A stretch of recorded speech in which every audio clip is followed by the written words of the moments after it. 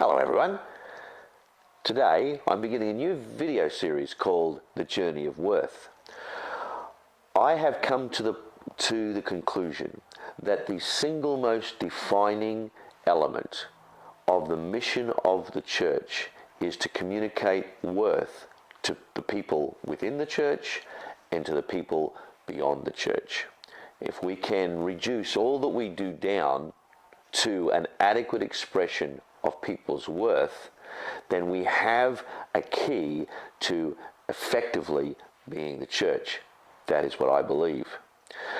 I've come to that conclusion because I have recognized that in my own struggle, as I dealt with my own sense of worthlessness, I realized that where that comes from is an absence of love, effective love.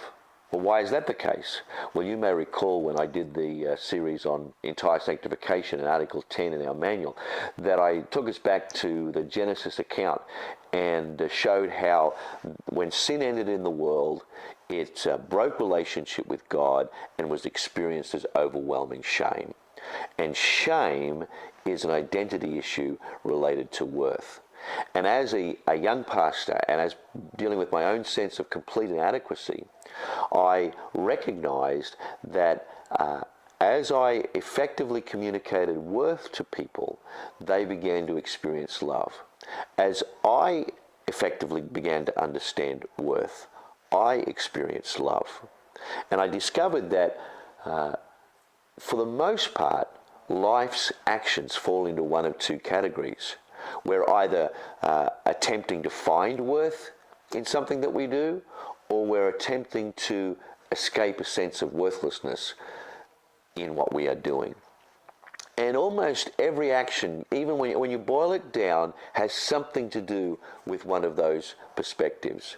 As an example, on a cold winter's day in Dallas when we were living there, Emmy challenged me to go to the letters box. And when I say it was cold, for us Queenslanders, it was in the -2, -3 degree range. It was about 10 o'clock in the morning, and for me that was very, very cold.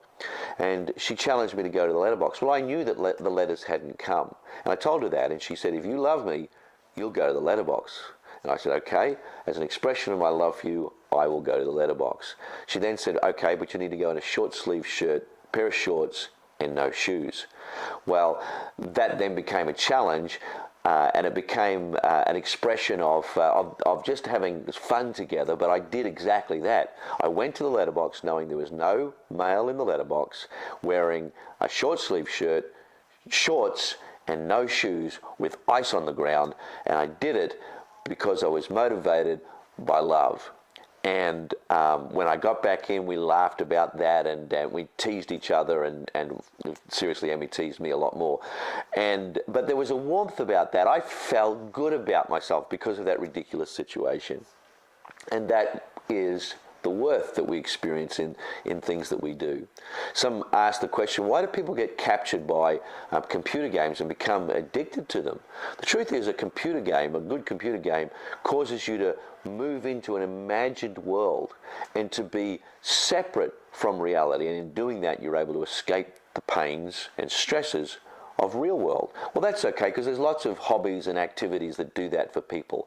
But when we have to escape into that world, when we dislike living in the real world so much that becomes our only means of validation, then it can very quickly become an addiction. It is a desire to escape worthlessness.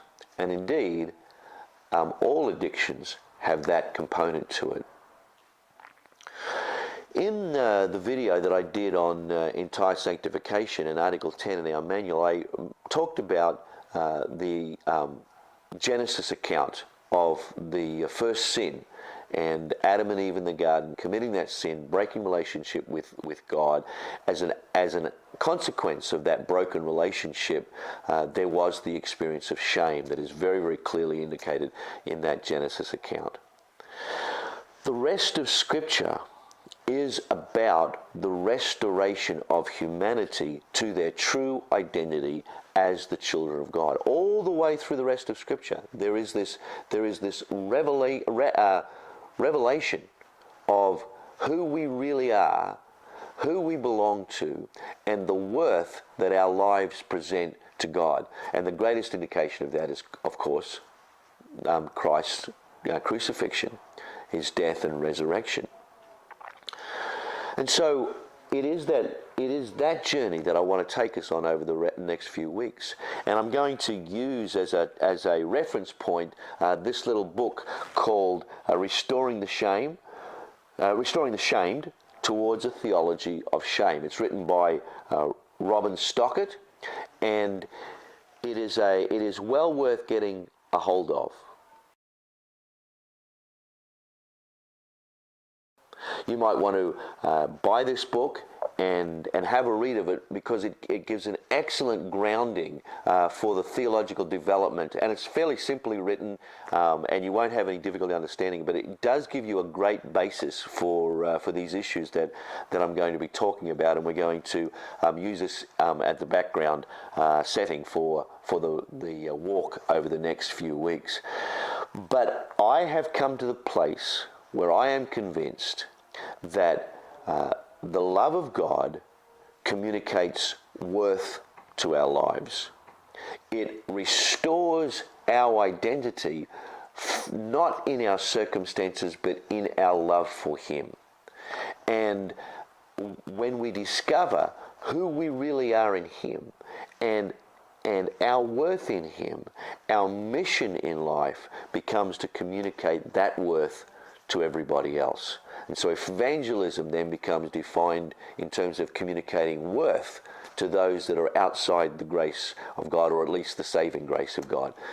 And the church life, the discipleship life of the church becomes about the discovering of the transforming power of His love in our life and the worth that that brings. Of course, the fellowship of the church primarily becomes about restoring worth to each other. And so what I want to do over the next few weeks is take that journey of understanding how that truth is best revealed. And I invite you to come along with me. And at the end of it, I hope that we have a clearer understanding of what it is to be the children of God and what it is to be the church. Thanks for being with me today. Talk to you next week.